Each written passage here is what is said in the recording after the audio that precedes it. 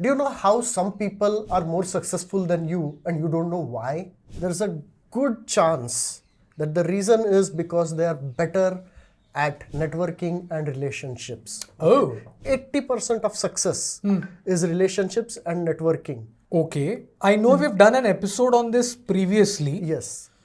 80%. Yes. And you don't know how to do it well. But the good news is that this is a well-known problem.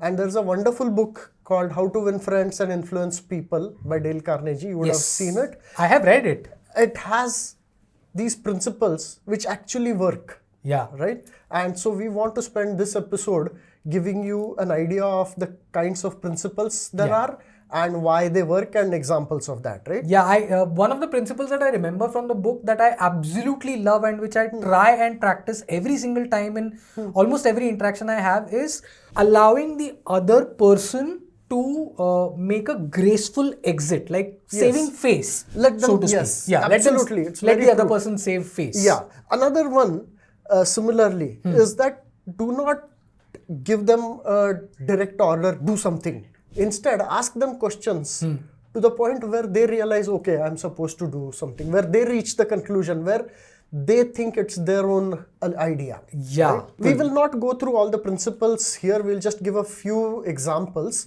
But we'll list the principles and you should go read the book. But the impact of this is huge, right? Marriages have been saved by people who use this principle. The success, Warren Buffett says that his success is because of the ideas of this book, and the success of Mary Kay Cosmetics, Betty Crocker's marketing, is also attributed to the principles in this book, right? And this book will also help you prepare for the inevitable rise of ChatGPT, which is going to take your jobs. Right. I believe it. For those worried about ChatGPT being able to do their job, Yeah. keep in mind that ChatGPT won't be very good at the networking part, which is what you're going to need. In the early days after Dale Carnegie wrote the book, a man approached him and thanked him for saving his marriage. Because what he realized on reading the book was that he was trying to win arguments with his wife. Right? Yeah. Instead, he applied the principles. One was be a good listener. Let the other person express themselves. Right? True. If you are in the mode trying to win arguments, you are not listening. You are looking for things to attack. Right? Yeah. Another principle is try to honestly see things from the other person's point of view. Right? After a little practice, you can do it. Yeah. And I know some of these principles sound too simplistic, but they actually work in real life. Yeah. Okay? And some of these principles, even if they sound simplistic, are not implemented by a lot of people on the internet. Yeah. For example, trying to look from the other person's perspective is something the internet desperately needs. Yeah. Forget internet, right? Even in real life, Warren Buffett is famous for saying that he attributes his success to the principles of this book, right? Oh, okay. What he used to do was that whenever, in the early days after he learnt these principles, whenever he went and met someone or talked to someone, he would decide, today I will use the principles. Okay? And he would use the principles, like things like, use that person's name because they like hearing their own name and so on, right? Yeah. So he would use the principles, note down, and then see what the effect was. Then some other He ran an RCT with the book. Yes. For other people, he would decide, okay, today I will not use the principle, and then he would note it, and he found that there was more success in whatever he was trying to do. I don't know whether to... more successful when he was using these principles. Okay, this is Warren Buffett. I don't know whether to marvel at this guy's ingenuity or be absolutely appalled at his treatment of people around him as if they were lab rats, testing out principles with them. Today I'm not going to use your name. Today I'm going to use your name. Arey? If it results in him treating the people better... Overall, right? Yeah. Alright, but you also mentioned the corporations, Mary Kay Cosmetics. So Mary Kay Ash, who started Mary Kay Cosmetics, she attributes the success of her sales team in the principles she used when dealing with her salespeople, right? Okay. So the specific principles are praise the slightest improvement, praise every improvement, be hearty and lavish in your praise. Okay, this is something we are pretty bad at doing in general. Right? Yes, as an employee, I looked forward to nothing but acknowledgement and appreciation for my work. That sometimes was way more satisfactory than getting that extra 2%, 3%, 5% in my appraisal. Yeah. Another principle is give the other person a fine reputation to live up to. Right? Okay. You start talking as if this person has achieved XYZ, and that person now feels compelled to actually achieve XYZ, right? Slightly sneaky, but I see where they are coming from. Right. I mean, it's unfair to put someone on a pedestal that they don't belong to, or that puts too much pressure on them. See, you judge them, right? You know they are capable of this, but they need to push themselves a little bit. The way to get them to push themselves is to talk as if they're already there. Yeah, that kind of makes sense. Yeah. But for that, you have to absolutely know how much you can push them. Correct, yeah.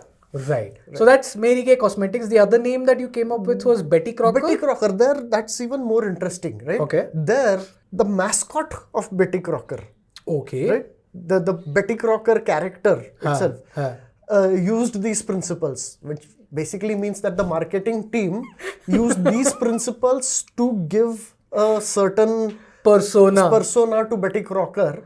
Yeah. And it was extremely successful. Okay, let's look at the list of actual principles they used. Okay. This is a lesson in marketing for all those of you who are studying marketing. So pay attention, pay close attention to this. Right? So be genuinely interested in other people. Right? Yes. Marketing companies are not actually interested in people, they're just interested in sales.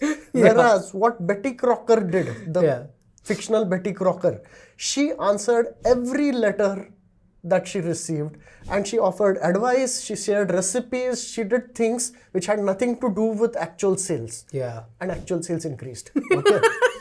Yeah. Talk in terms of the other person's interest.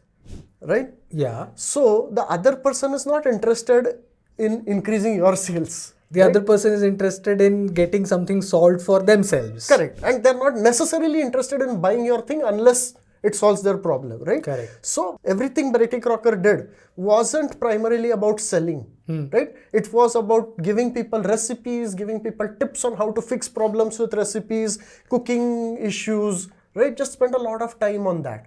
Yeah. And as a result, again, people really started liking Betty Crocker, and buying things from Betty Crocker was just a side effect. Yeah, because at that point you establish a trust with the person associated with the brand, and once you have a trust, well, that is essentially the principle holy grail. Is be a good listener. Encourage others to talk about themselves. Yes. Right? So Betty Crocker encouraged people to write with questions regarding feedback, right?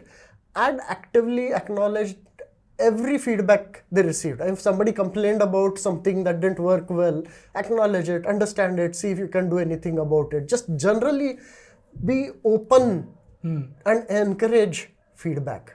Right? I'm actually trying to think of, and I'm realizing now that there are so many Indian companies that could do with this Betty Crocker stratagem. Well, there are so many themselves. Indian people who could use these strategies, right? That's why this episode exists. So one more principle that Betty Crocker marketing used is if you are wrong, admit it quickly and emphatically. Okay. So early, when they first, Betty Crocker sells these, quick mixers and instant pancakes and so on. Like I think Gits in India. Yeah. So their early things were too easy. Yeah. Okay. They were just like, take this, just add water and it happens. And when they heard being a good listener, they encouraged people to talk, and the feedback they got was that this is so convenient that it feels fake. Right? As in people feel like they're cheating by doing this. Right? So Betty Crocker quickly realized this is going to be a problem. They acknowledged the mistake and they changed. By the way, the change was a little tricky. You know what they did? What? Instead of just add water, they changed it to add water and eggs. Right? So now the customers feel like they did something. Yes. The achievement is half the part of, cooking. Yes. And the success went up. I can see why. Yeah. Betty Crocker. Yeah, there are a lot of companies like Betty Crocker in India that can benefit from these strategies and this book specifically, How to Win Friends and Influence People. But now, the part that I think a lot of people here are curious and eager to hear about, ChatGPT. Yeah. How can this book help with? So as ChatGPT, I think is going to affect two things quite a lot. Okay. One is the whole education system. Okay. Every homework can be done by ChatGPT. Every question paper can be easily solved by ChatGPT, right? So it's going to become increasingly difficult for schools and universities to give the stamp of credentials saying that this person is really good at XYZ, right? Credentials are going to become less important because also when you are doing actual work, anyone can use ChatGPT to quickly learn something and be able to do something. So the gap between abilities is going to shrink. Correct. As the gap between abilities shrink, what is going to define the difference in who's successful and who's not successful? Soft skills, networking and relationships, right? And this is what is going to, I mean, we have done an entire episode to talk about how networking is 80% of success in an organization. This is what will help you, right? These are specific steps you can take. If you adopt principles from this book in your daily life, you will find that your daily life itself gets better. Not just in terms of business or professionalism or whatever, but in general your life gets better. Like for example, there is this piece of advice where Dale Carnegie says, Carnegie, I'm not really sure of the pronunciation. He says, give honest and sincere appreciation, which is something that a lot of us could benefit by doing and not just receiving. The joy of giving honest appreciation is something else. And that should be contrasted with fake appreciation because people are smart, they're not dumb. If a fake appreciation, very quickly they will learn to ignore and think of you as a fake person, right? You do realize that every time I appreciate you, it is very genuine and very honest. Yes. Just want to make that clear because he immediately brought up fake appreciation, man. Made me feel bad. But there are a lot of interesting principles in the book which you should definitely check out. What are your favorites? One is this, give honest and genuine appreciation. Another one is something to do with, I don't remember the exact principle, but it is a person's name is the sweetest sound in the entire world for them.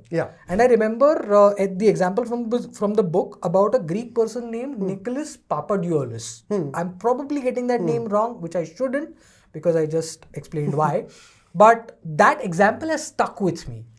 Because nobody had ever said their entire name to that person before. The first time they heard their name said back, it felt different. And that's when I realized that when you take an effort to remember someone's name, it registers with the other person and it builds a solid rapport immediately.